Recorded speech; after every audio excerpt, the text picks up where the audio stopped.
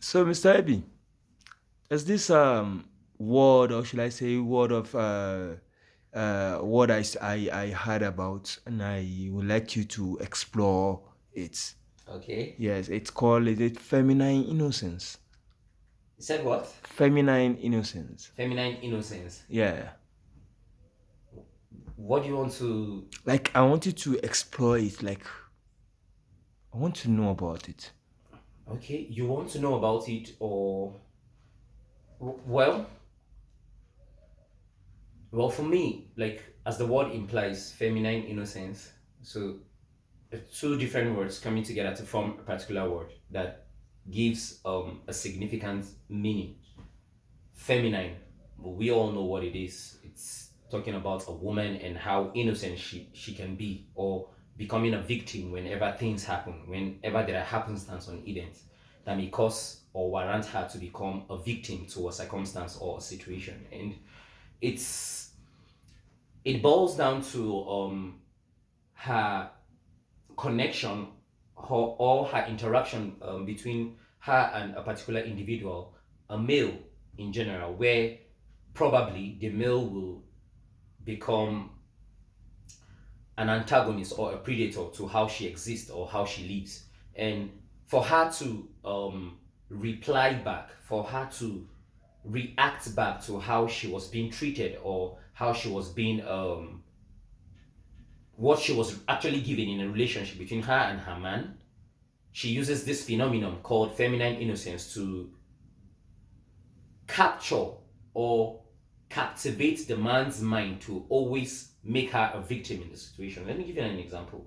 Like when a man is tired of a relationship and the woman hasn't had her own share of the relationship, and he's like, "Oh babe, I think this thing isn't working, and I think we should understand why we're in this relationship, and I think both of us are in this relationship. Why don't you think we should give ourselves space?" He's trying to break up with her, and she feels she has spent a lot of time with him, and she knows that when she goes out of that relationship, she's not going to get somebody as perfect as her ex or the present guy she's with. She uses this phenomenon called feminine innocence to capture the mind of the guy she's with, so as to make her feel as a victim, and so as to bring him down to his knees so that he feels pity for her.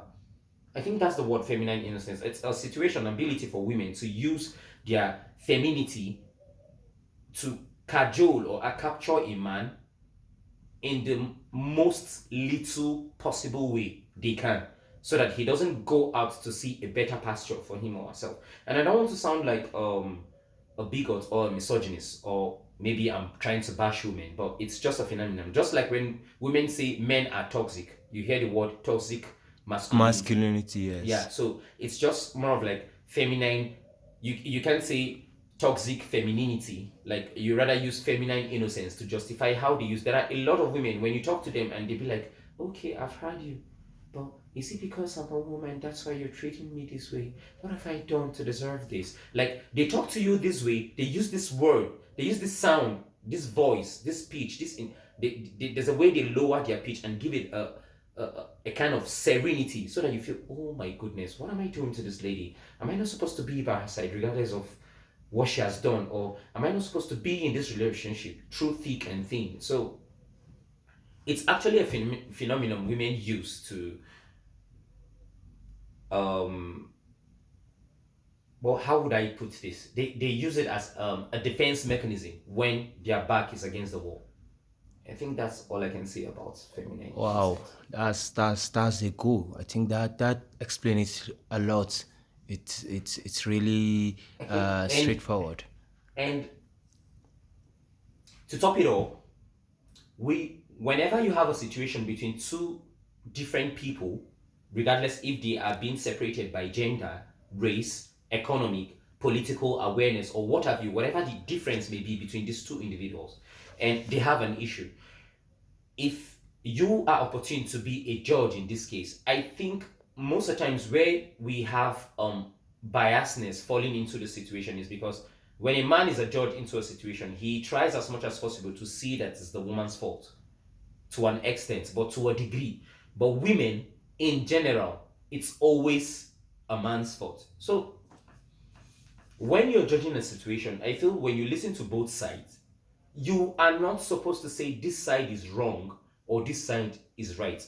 I feel you should always have facts to prove each and everyone's innocence or guilt.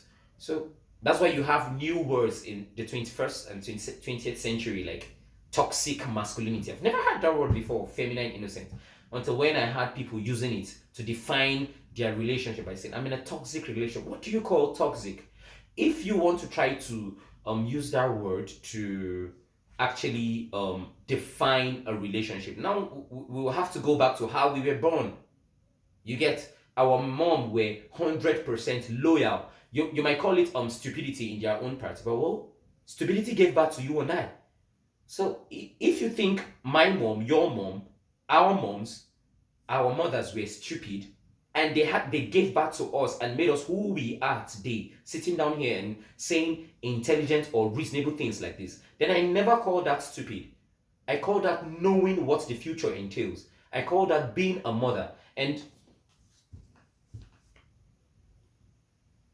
I don't want to say things that might sound irrational or being called a toxic masculine person or trying to be gender biased, but our women right now have failed to understand the essence of being a woman.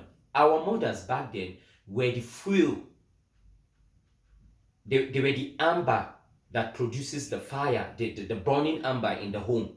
They were the one that were holding the home. They were the foundation. Our fathers were going out there to work, but they knew they had a pillar to come back on and lay on. They knew that. They knew their kids were in safe hands. But now, right now, you see a woman saying she wants to be independent, and I know I really don't want to talk about this, but let's leave it for another day. So we really digress into the situation. But in general, that's what I feel feminine innocence is. Thank you very much, Mr. Ibrahim. It's good and nice to have you Yeah, here. Thank you very much. sure. Thank you very much. It's always a pleasure. Yes, man.